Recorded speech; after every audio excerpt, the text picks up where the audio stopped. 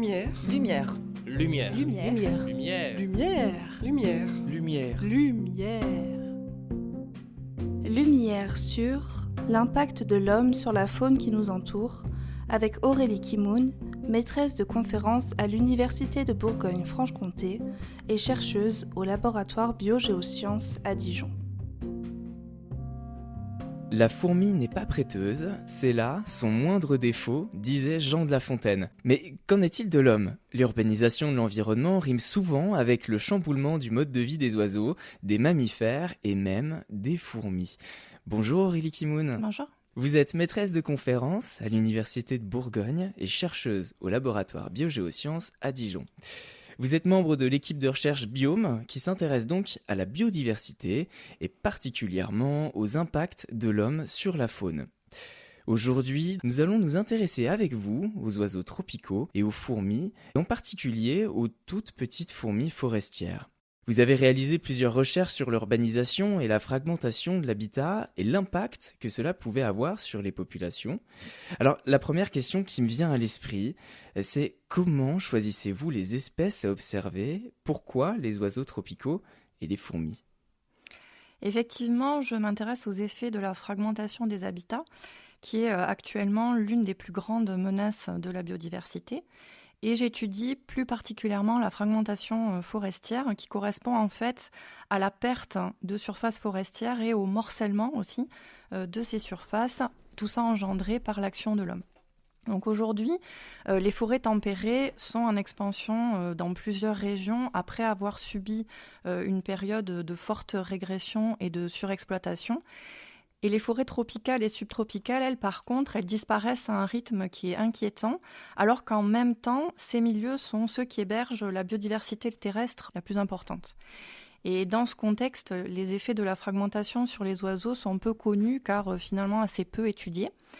Et une raison à cela, c'est que les oiseaux qui volent sont supposés être moins affectés par la fragmentation que ce que pourraient l'être d'autres organismes qui se déplacent plus au sol. Mais plusieurs éléments, en fait, nous ont laissé penser que l'impact de la fragmentation forestière sur ces populations d'oiseaux pourrait avoir été sous-estimé, en particulier dans les zones tropicales et subtropicales.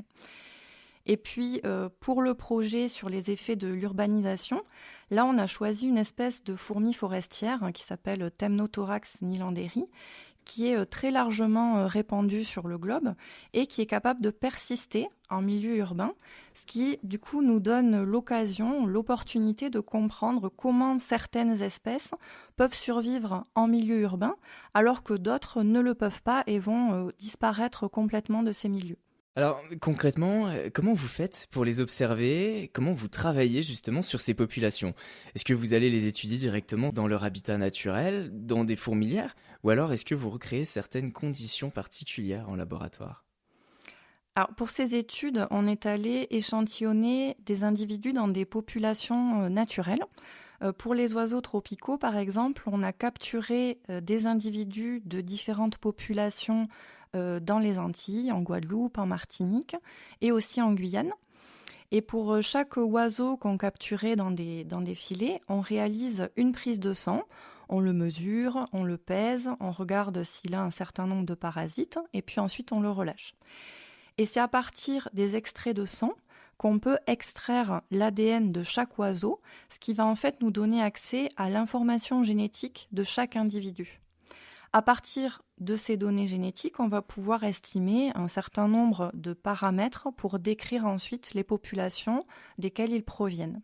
Par exemple, on va pouvoir estimer la diversité génétique des populations et ainsi voir si la fragmentation forestière a altéré cette diversité génétique, ce qui à terme pourrait conduire à diminuer la capacité des individus à faire face, à répondre en fait aux changements environnementaux.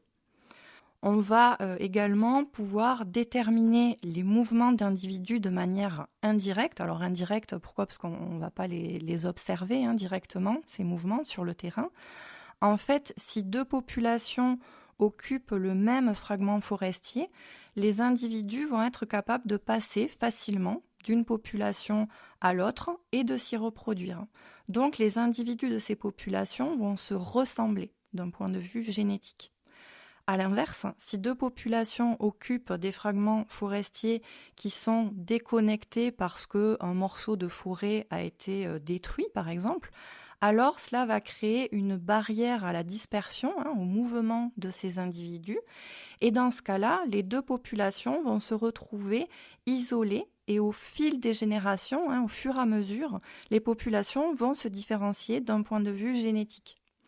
Donc en fait, en mesurant la différenciation génétique entre les individus de plusieurs populations, on va avoir une image finalement des mouvements de ces individus sur plusieurs générations et on va pouvoir déterminer si la fragment forestière en est la cause. Et combien de temps peut durer une étude telle que vous les menez avant d'obtenir des résultats ? Alors ça, c'est très variable. Ça va dépendre en partie de la difficulté à obtenir les données, notamment lors de la collecte des échantillons sur le terrain. Ça, c'est lié à des contraintes logistiques, d'accessibilité des sites d'échantillonnage, par exemple, ou de l'abondance de l'espèce qu'on étudie. Si elle est très très rare, on va forcément mettre plus de temps à la capturer. Parfois, une campagne de terrain de quelques semaines va suffire à collecter l'ensemble des échantillons dont on a besoin, alors que dans d'autres cas, la collecte des échantillons peut s'étaler sur plusieurs années. Donc s'ensuivent ensuite des manipulations de biologie moléculaire au laboratoire pour obtenir ces données génétiques dont je parlais précédemment.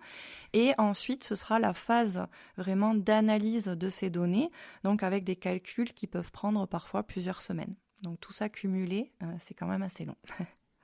Beaucoup de temps, j'imagine, pour en ressortir des résultats.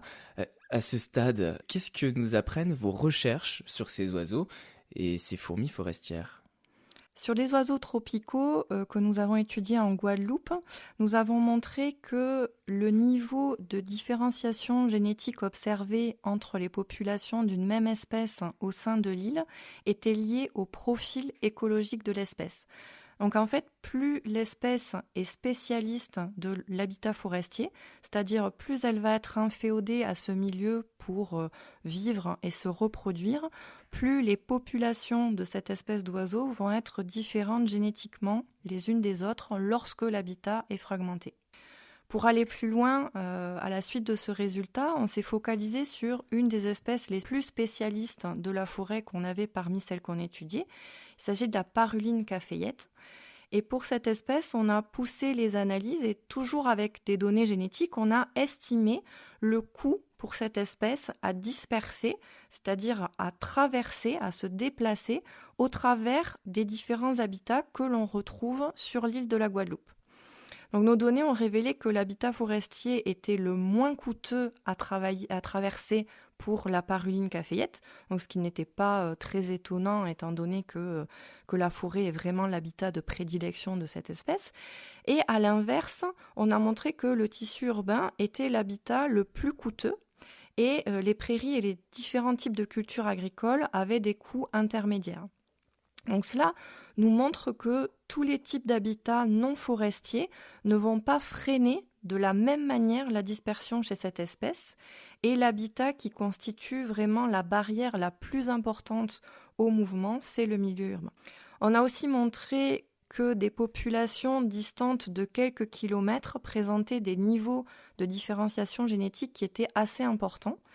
Et ce résultat était très intéressant parce qu'il montre que des espèces qui sont très mobiles, comme les oiseaux qui ont des capacités de vol parfois assez importantes, sont aussi impactées par la fragmentation des habitats au même titre que des espèces qui dispersent au sol. Donc ces effets avaient été en fait largement sous-estimés jusque-là. Enfin, ces résultats nous ont permis de mettre en évidence, de cartographier les zones en Guadeloupe qui favorisent la dispersion de cet oiseau et à l'inverse les zones qui vont freiner la connectivité des populations et qui du coup méritent une attention particulière en termes de gestion des milieux. Donc ça a été très important, ce sont des informations qui sont très utiles pour les gestionnaires et les aménageurs du territoire. Ensuite, pour le projet sur la fourmi forestière, on a étudié plusieurs paires de populations en France, donc à Bordeaux, Lyon, Paris. Et à chaque fois, on a comparé une population urbaine à une population forestière.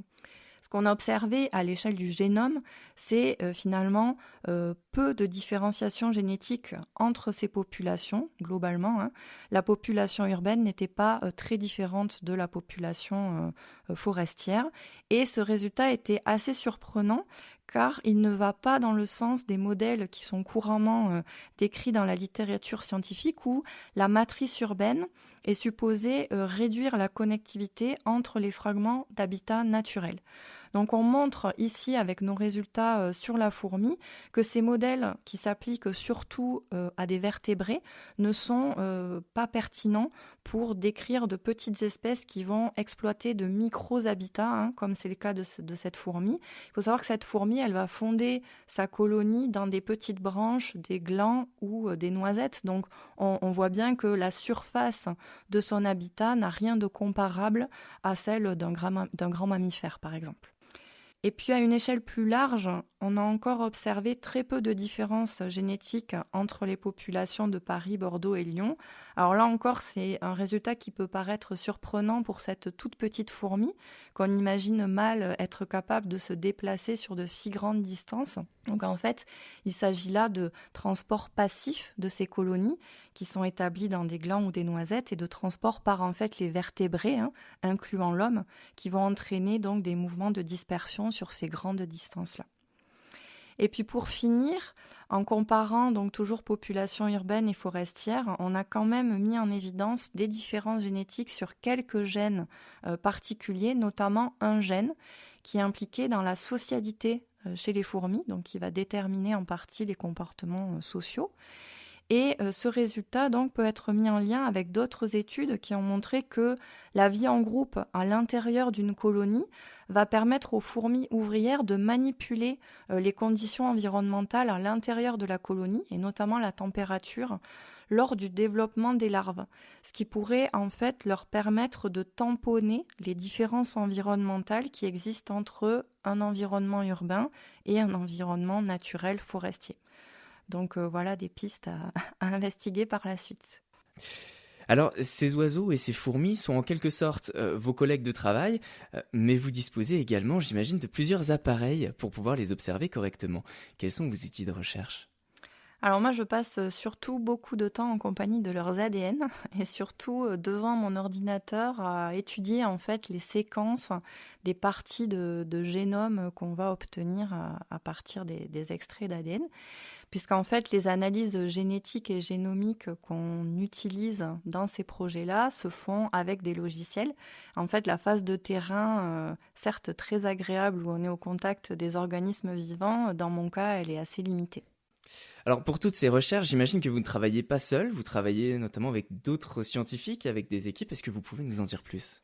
Oui, alors effectivement, c'est pas le travail d'une seule personne, mais vraiment de plusieurs équipes. Hein. Donc déjà, dans le laboratoire, on est plusieurs à travailler sur ces thématiques-là. Ensuite, donc le projet dont j'ai parlé sur les fourmis a été mené en collaboration avec des chercheurs et chercheuses du Muséum national d'histoire naturelle à Paris.